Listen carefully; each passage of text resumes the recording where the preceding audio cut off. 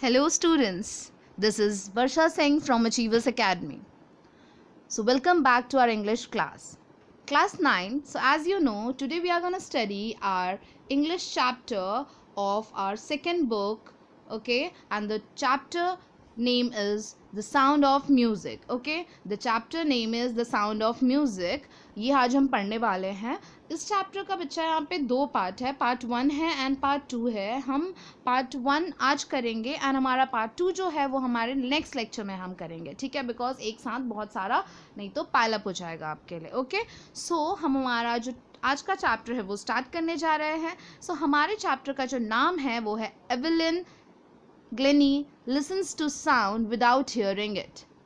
So Evelyn Glennie listens to sound without hearing it. ये title खुद में ही बहुत ज़्यादा कंफ्यूजिंग है बिकॉज कोई साउंड को सुने बिना कैसे सुन सकता है, ठीक है. वो साउंड को सुनती हैं बिना उसको सुने, राइट. तो Evelyn Glenny listens to sound. So how can anyone listen to sound without hearing it, right? So the title itself is very interesting, students. Here the author says that Evelyn Glennie is a lady which listens to sound without hearing it, okay. This is a motivational story where you can see that how hard work changed the aim, how with hard work you can change your life, you can achieve the things which you have always dreamt of, right? So that's it, and let's start to the chapter.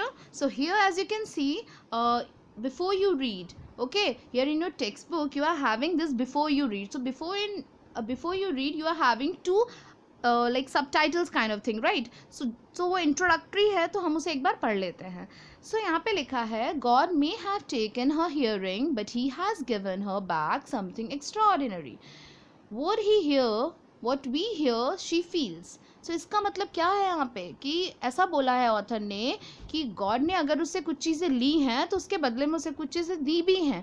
अगर हम कोई चीज़ सुनते हैं तो वो उस चीज़ों को क्या करती है, फील कर सकती है, और इवन हमसे कहीं ज़्यादा अच्छे से फील कर सकती है. So students, here the author wants to say that if someone has told or like she has committed to do something, तो उस चीज़ को अपने हार्ड वर्क से अचीव कर सकते हैं एंड हमसे जो लोग नॉर्मल हैं उनसे कहीं ज़्यादा अच्छे से कर सकते हैं. यहाँ जो आपके ऑथर है वो ये कहना चाहते हैं that she could feel very deeply, far more deeply than the normal people, and even that is why she was able to express music so beautifully, okay. How she is able to express the music very beautifully, more than the normal people, right? So यहाँ पे जो Evelyn Glenny है वो कौन है? She is a well known multi percussionist. She plays different percussions, that is the instruments like xylophone, drums and so what, ठीक है. So here introduction का आपका जो पहला पार्ट था वो हो चुका है. सेकेंड है यहाँ पे आप स्टोरी पढ़ने वाले हैं. तो मैंने आपको स्टार्टिंग में ही बोला है कि ये जो स्टोरी है ये एक मोटिवेशनल स्टोरी है, ठीक है. ये एवेलिन ग्लेनी की लाइफ बेस्ड एक मोटिवेशनल स्टोरी है. ये हम सबको इंस्पायर करेगी. किस चीज़ के लिए? It will inspire all of us to overcome our physical disabilities and achieve our dreams and goals just like Evelyn Glennie, okay. So that is how we are gonna start our chapter, right? So चलिए interesting sound ही कर रहा है obviously. तो हम अपने chapter में देखते हैं कि कैसे without listening she can listen without hearing, okay. So let's start. So here it is, okay. So our first para is here. So the author has written, rush our clouds jostle for position on the underground train platform. So what does jostle means here? So jostle means, here it is written in your textbook, push roughly. So जो Evelyn Glenny हैं वो London के लिए जा रही हैं. वो एक ट्रेन प्लेटफॉर्म पे, रेलवे स्टेशन पे वहाँ पे खड़ी हैं. बहुत भीड़ है जिसके वजह से क्या हो रहा है, जिसके वजह से बहुत ज़्यादा रश है, ठीक है. जिसकी वजह से क्या है, बहुत ज़्यादा रश है एंड भीड़ भाड़ बहुत ज़्यादा है. लोग एक दूसरे को पुश कर रहे हैं, ठीक है. स्लाइड गर्ल, तो उनका डिस्क्रिप्शन दिया है एवेलिन ग्लेनी जो है वो कैसी लग रही हैं. सो यहाँ पे जो एवेलिन ग्लेनी हैं वो एक पतली सी लड़की हैं, ठीक है. यंगर देन हर 17 ईयर्स, ठीक है. She is a 17 years of age and बहुत नर्वस हैं एंड एक्साइटेड भी हैं एट द सेम टाइम जबकि वो ट्रेन को अप्रोच कर रही हैं। ऐसा क्यों बोला हुआ है? सबसे पहले मैं आपको बता दूं कि यहाँ पे ये मेंशन किया गया है कि आपकी जो एवेलिन ग्लेनी है वो स्कॉटलैंड में रहती हैं, ठीक है। एंड स्कॉटलैंड जो है वो उतना डेवलप नहीं है, सिमिलरली लाइक लंदन। लंदन जो है एक तरीके से वो एक अर्बन एरिया है, एंड स्कॉटलैंड जो है वो एक तरीके से रूरल एरिया है, वहाँ पे फार्म्स हैं और कंट्री साइड है। सो वो उसी कंट्री साइड की एक 17 ईयर ओल्ड गर्ल है, ठीक है, जो कि बहुत इनर्ट रीजन्स में रही हैं। वो कभी भी अपने फार्म्स से इतने दूर नहीं गई हैं, बट आज वो लंदन जा रही हैं वहाँ के prestigious royal academy of music में एडमिशन लेने के लिए, ठीक है, पार्टिसिपेशन के लिए वहाँ पे जा रही हैं, ठीक है। एंड साथ ही उनको डर ये लग रहा है कि उनकी जो पुरानी लाइफ है अब उनकी लाइफ में बहुत बड़ा एक चेंज आने वाला है, बिकॉज लंदन की लाइफ बहुत ही ज़्यादा फास्ट है एंड मॉडर्न है, जहाँ पे उनको वो चेंज अपनी लाइफ में अडेप्ट करना पड़ेगा। एंड उसी के साथ उनका और एक बड़ा फियर है, वो क्या है, क्योंकि वो सुन नहीं सकती हैं, ठीक है। Faced a bigger challenge than most, she was profoundly deaf. वो क्या थी? डेफ हैं, ठीक है, वो सुन नहीं सकती हैं। ये उनका सबसे बड़ा फियर था, ठीक है। वैसे तो बहुत सारे फियर थे, बट ये उनका सबसे बड़ा चैलेंज था। ओके, चलिए सेकेंड पैरा की तरफ चलते हैं। सेकेंड पैरा में हमारे जो ऑथिंग हैड बीन ग्रेजुअल।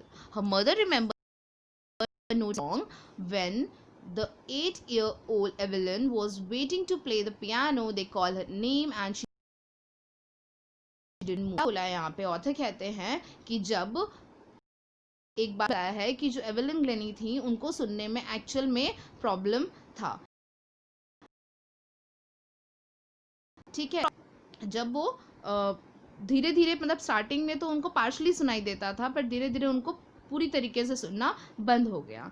उनकी जो मदर है जिनका नाम है इसाबेल ग्लेनी, वो ये इंसिडेंट बताती हैं। वो कहती हैं कि एक बार जब एक कंपटीशन में एवेलिन पार्टिसिपेट करने गई थी, जब वो सिर्फ 8 इयर्स ओल्ड थी, ठीक है, कितनी थी? 8 इयर्स ओल्ड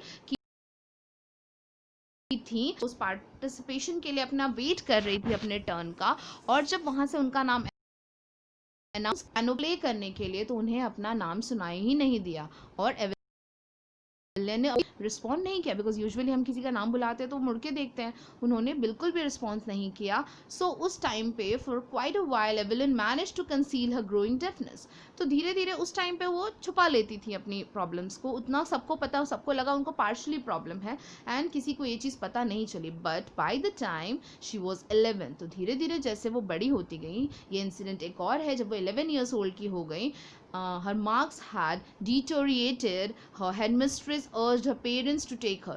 मतलब उनके अब जो निशान थे, अब जो कि हमको सुनने में प्रॉब्लम हो रहा है, और फिर उनकी जो हेड मिस्ट्रेस थी स्कूल की, उन्होंने उनके पेरेंट्स को बुलाया, और उनके पेरेंट्स को बुला के उन्होंने डॉक्टर या स्पेशलिस्ट को उनको दिखाना चाहिए, क्योंकि उनको प्रॉब्लम है सुनने का, ठीक है। और क्योंकि अगर अभी नहीं दिखाया गया तो बाद में उनका जो ईयर है वो परमानेंटली डैमेज हो जाएगा, ठीक है। सो जब वो उन्हें लेके जाते हैं, they were advise that she should be fitted with hearing aids and sent to school for the deaf. तो ऐसा उनके प्रिंसिपल ने उनको ये भी बोला कि साथ में ही वो नॉर्मल बच्चों के साथ नहीं पढ़ पाएंगी, तो उनको एक हियरिंग एड देना चाहिए। हियरिंग एड एक सिंपल सा मशीन है, राइट, जिसको आपके कान में लगा दिया जाता है, एक इक्विपमेंट है, ठीक है। एंड उसको लगाने के बाद जो पर्सन है वो थोड़े हद तक सुन सकता है। तो बोला है ऐसा करके उन्हें एक डेफ स्कूल में भेज दिया जाए। डेफ स्कूल मतलब वो नॉर्मल चिल्ड्रन के साथ नहीं पढ़ सकती थी, वो उन बच्चों के साथ पढ़ेंगी जो सुन नहीं सकते हैं। तो एवेलिन के लाइफ में बहुत बड़ा चेंज तब आया जब उन्होंने ये सुना, everything suddenly looked black. So student, what does this mean that everything suddenly look black? So everything suddenly look black का मतलब है, it means all of a sudden you get such a bad news that you don't know how to react, because आपने कभी वो expect ही नहीं किया था कि ऐसा कुछ होगा। सो इस तरीके से एवेलिन की लाइफ पूरी ही डार्क हो जाती है इस चीज़ को, इस बैड न्यूज़ को सुनने के बाद। So here in the third para, जो एवेलियन है वो पर गिव अप करने के लिए रेडी नहीं थी। वो, उनका ये मानना था कि वो भी एक नॉर्मल लाइफ जिएंगी और बाकी लोगों की तरह वो भी म्यूज़िक में उनका जो इंटरेस्ट है, जो उनका एम्बिशन है म्यूज़िक को लेके, उसे वो पूरा करेंगी। तो एक दिन जब उन्होंने एक लड़की को ज़ाइलोफोन प्ले करते हुए देखा, उस दिन से उन्होंने डिसाइड कर लिया कि वो भी वो प्ले करेंगी, ठीक है। काफ़ी उनके टीचर्स थे जिन्होंने उनको डिस्करेज किया, ठीक है, कि वो कोई ऐसा इंसान जो सुन नहीं सकता वो किस तरीके से एक अच्छा म्यूजिशियन बन सकता है, एक अच्छा परकशनिस्ट बन सकता है। बट वहीं पे एक और टीचर थे, रॉन फॉप्स ने उनके पोटेंशियल को देखा। उनको ये पता चल गया था दैट वो अगर सुन नहीं सकती हैं, स्टिल उनमें इतना पोटेंशियल है, उनका इंटरेस्ट है कि वो इस चीज़ की तरफ ज़रूर बढ़ेंगी। He begin by tuning to large drums to different note, don't listen through your ears. तो उन्होंने उनके सामने एक ड्रम का सेटअप किया, दो बड़े बड़े ड्रम्स रखे, दोनों को डिफरेंट नोट्स पे सेट किया, एंड उन्होंने उन्हें एक चीज़ बोली कि कभी भी अपने ईयर्स से सुनने की कोशिश मत करो, don't listen through your ears. He would say try to sense it some other way, क्योंकि वो जानते थे कि वो सुन नहीं सकती हैं। तो उन्होंने उन्हें कहा कि अपने ईयर्स का यूज़ मत करो, उस चीज़ को सुनो, बट सुनने के लिए का जो तरीका है वो बदल दो, चीज़ों को फील करना शुरू करो, सेंस करना शुरू करो।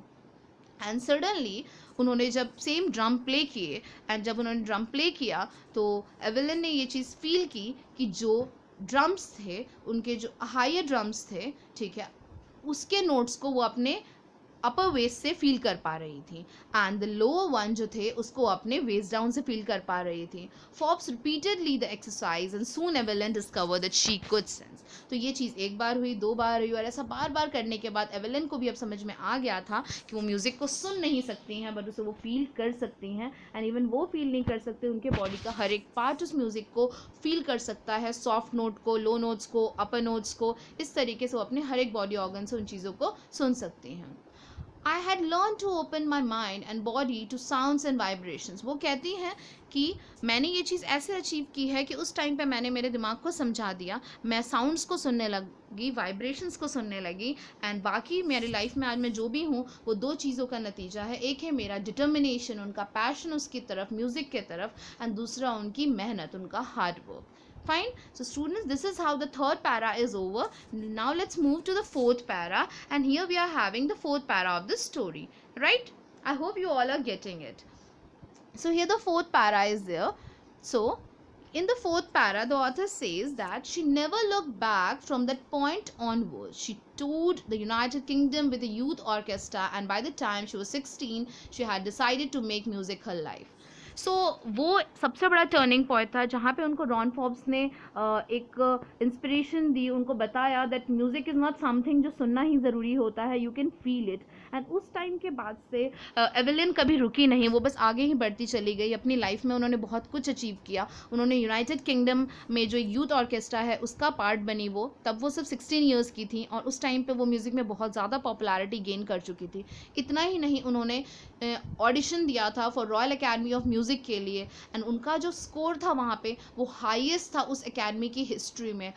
टिल दैट डेट किसी ने उतना अच्छा स्कोर नहीं किया था, ठीक है। तो उनके परफॉर्मेंसेस ब्रिलियंट थे, and at the end of the 3-year course she had captured most of the top awards. And 3 year का जो कोर्स था उनका रॉयल अकेडमी में, वो ख़त्म होने तक उन्होंने बहुत कुछ अचीव कर लिया था, बहुत सारे अवार्ड्स अपने नाम कर चुकी थी। Fine. So let's move to the next para, and here it is. And all of this, Evelyn won't accept any hint of heroic achievement. जब उन्हें इंटरव्यू में काफ़ी लोगों ने पूछा कि ये जो लाइफ में आपने इतना कुछ अचीव किया है वो आपको कैसा लग रहा है या कुछ भी, तो उन्होंने कभी भी ये नहीं किया कि ये बहुत ही चमत्कार था या उनकी लाइफ में बस ऐसे ही हो गया। उन्होंने इस चीज़ को बहुत ही प्रिसाइजली अपने हार्डवर्क को क्रेडिट किया है। वो कहती हैं, if you work hard and know where you are going you will get there. उन्होंने ये कहा कि अगर आपको पता है, अगर आप मेहनत कर रहे हो और आपको पता है कि आपका एम क्या है, आपको जाना किधर है, तो आप आज नहीं तो कल वो चीज़ें अचीव कर लेते हो। And she got right to the top, the world's most sought after multi percussionist with a mastery of some 1000 instruments and hectic international schedule. So जो लड़की नॉर्मल चीज़ों को सुन नहीं पा रही थी, जो अपने नाम की तरफ रिस्पॉन्ड नहीं कर पा रही थी, आज वो सबसे बड़े इंस्ट्रूमेंटेशन को प्ले कर पाती है। उन्होंने 1000 से ऊपर इंस्ट्रूमेंट्स प्ले किए हैं, एंड बहुत सारे हेक्टिक इंटरनेशनल स्केड्यूल्स हैं उनके प्लेज हैं जहाँ पे वो जाती हैं और प्ले करती हैं। सो ये सब वो सिर्फ और सिर्फ अपने हार्डवर्क एंड जो उनका डिटर्मिनेशन था अपने म्यूज़िक के इंटरेस्ट को लेके, उससे उन्होंने इसे पूरा किया है। ठीक है, चलिए नेक्स्ट पैरा की तरफ बढ़ते हैं। सो यहाँ पे आपका जो नेक्स्ट पैरा है वो है para number 6, and here it is written, it is intriguing to watch Evelyn function so effortlessly without hearing in our 2 hour our discussion, she never missed a word. Men with bushy beards give him trouble, she laughed. So एक interview में उन्होंने ये भी बोला, मतलब जो interviewer था उसका ये कहना है कि मेरे लिए बहुत शॉकिंग था कि जिस तरीके से एक नॉर्मल इंसान हर एक बात फटाफट सुनता है और उसके तरफ रिस्पॉन्ड करता है, एविलिन ने वैसे ही, मैंने जो भी कुछ बोला वो बस मेरे लिप्स की तरफ देख रही थी और उन मेरे लिप्स को रीड करके उन्होंने बहुत ही फास्टली उस चीज़ की तरफ रिस्पॉन्ड किया, स्पॉन्टेनियसली रिस्पॉन्ड किया बहुत जल्दी। एंड 2 घंटे का उनका जो इंटरव्यू था उसमें उन्होंने एक वर्ड भी मिस नहीं किया जो उसने बोला होगा। बट एविलिन ने एक और चीज़ बोली जिसको बोल के वो खुद हंसने लगी। उनका ये कहना था कि जो लोग होते हैं, जो मेंस होते हैं, उनको जब बूशी बियर्ड्स होते हैं, मतलब उनकी जो दाढ़ी होती है, मूंछ होती है, वो बहुत ज़्यादा बढ़ जाती है जिसकी वजह से उनके लिप्स कवर हो जाते हैं, तो वो उनको ट्रबल देते हैं क्योंकि वो उनके लिप्स को अच्छे से देख नहीं पाती हैं, वो वर्ड्स को समझ नहीं पाती हैं। एंड इस बात को लेके वो खुद भी हंस रही होती है और जो इंटरव्यूअर होते हैं वो भी हंस रहे होते हैं। सो students, here you can see the image of Evelyn Glenny, how she is playing right pianos. Okay, so not just watching the lips, is the whole face, especially the eyes. तो ये कहती हैं कि लिप्स भी है और सिर्फ lips ही नहीं है, वो आइज़ को देख के भी चीज़ों को समझ जाती हैं कि उस चीज़ को बोलने का जो फीलिंग है या एक्सप्रेशन है उसके पीछे का वो क्या है। My speech is clear because I couldn't hear till I was 11, she says, but that doesn't explain how she managed to hear French and master basically Japanese. तो वो बोलती हैं she speaks flawlessly with the Scottish lips. तो वो बोल तो लेती हैं अच्छे से, पर उनका ऐसा कहना है कि मेरी जो स्पीच है वो इतनी क्लियर इसलिए है क्योंकि मैं 11 तक सुन सकती थी, उसके बाद उनको ये प्रॉब्लम हुई थी, ठीक है। एंड फिर भी उन्होंने फ्रेंच और जापानीज़ इन सारे लैंग्वेज में मास्टरी गेन कर रखी है। So here is in the 7th para, the author wants to say that as for music she explains it pours in through every part of my body. वो कहती हैं कि मैंने कभी म्यूज़िक को सुनना ही नहीं, ऐसा लगता है कि मेरी बॉडी के हर एक ऑर्गन, जैसे इंसान अपने कान से सुनता है वैसे मेरी बॉडी का हर एक पार्ट जो है वो म्यूज़िक को सुनना चाहता है और वो उसको समझता भी है। It tingles in the skin, my cheek bones and even in my hair. बोलती हैं कि जब वो xylophone प्ले करती हैं या पियानो प्ले करती हैं तो उनके फिंगर्स जैसे जैसे मूव करते हैं, सिर्फ वो फिंगर्स नहीं होते जो उससे जुड़े हुए होते हैं उनके स्किन में वो सेंसेशंस फील कर सकती हैं, उनके चीक्स बोन्स वो वाइब्रेशंस फील करते हैं, इवन उनके बालों में भी वो उस वाइब्रेशंस को फील कर सकती हैं। The sound passing up the stick into her fingertips. By leaning against the drums, she can feel the resonance flowing into her body. वो बोलती है जब वो ड्रम्स प्ले करती हैं तो वो उसकी तरफ झुक जाती हैं थोड़ा, और जब उसकी तरफ थोड़ा झुक के प्ले करती हैं तो उससे जो भी साउंड्स निकलते हैं, वाइब्रेशंस निकलते हैं, वो सब वो फील कर सकती है। इतना ही नहीं, जब वो एक वुडन प्लेटफॉर्म पे परफॉर्म कर रही होती हैं तो वो हमेशा अपने जूते निकाल देती हैं ताकि वो वाइब्रेशंस को अच्छे से फील कर सकें, एंड वो वाइब्रेशन उनके पैरों से होते हुए पूरे उनके बॉडी में स्प्रेड हो जाता है और इस तरीके से उनकी पूरी बॉडी उस म्यूज़िक को, उस नोट्स को फील कर रही होती है और उसकी तरफ रिस्पॉन्ड करती है। Okay, so let's move to our next topic. So here it is the 8th para. So now surprisingly, Evelyn delights her audiences. In 1991, she was presented with the Royal Philharmonic Society's prestigious Soloist of the Year award. She says Master percussionist James Blades, God may have taken her hearing, but he has given her back something extraordinary. So इतना ही नहीं, 1991 तक उन्होंने इतना कुछ gain कर लिया था कि उनको जो रॉयल सोसाइटी का प्रेस्टिजियस अवार्ड होता है वो उनको मिला था।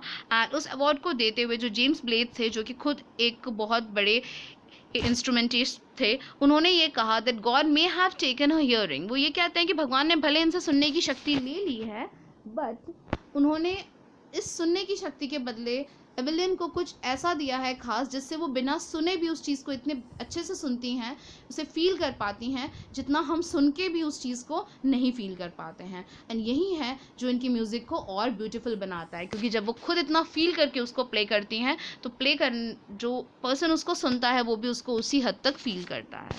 ठीक है, तो इसी के साथ आपका पैरा नंबर 8 खत्म होता है। Here we are with para number 9. So Evelyn confesses that she is something of a workaholic. I have just got to work often harder than the classical musicians, but the rewards are enormous. Apart from the regular concerts, Evelyn also gives free concerts in prisons and hospitals. वो ये भी कहती है अपने interview में कि वो बहुत ही ज़्यादा वर्कaholic है, उन्हें अपने काम से जुड़े रहना बहुत पसंद है।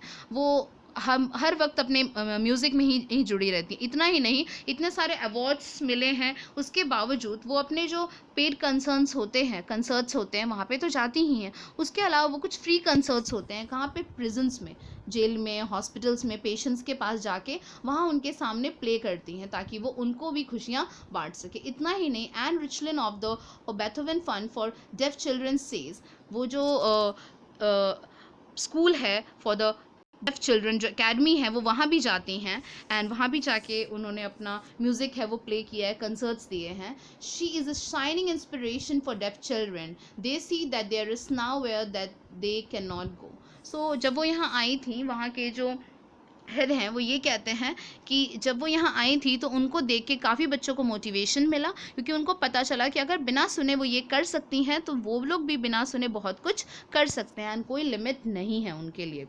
ठीक है, एंड इसी के साथ वो बहुत सारे लोगों के लिए मोटिवेशन भी बनी है, इंस्पिरेशन बनी है।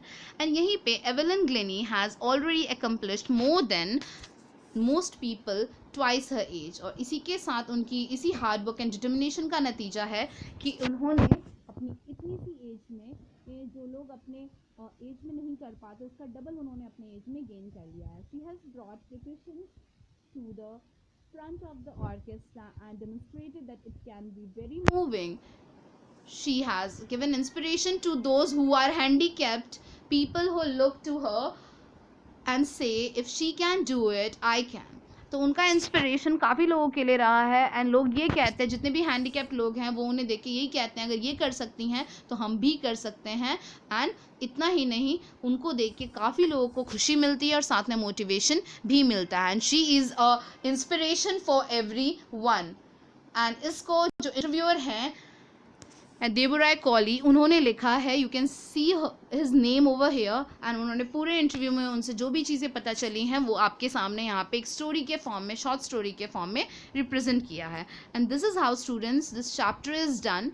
Actually this chapter is not done, the first part of this chapter is completed, okay?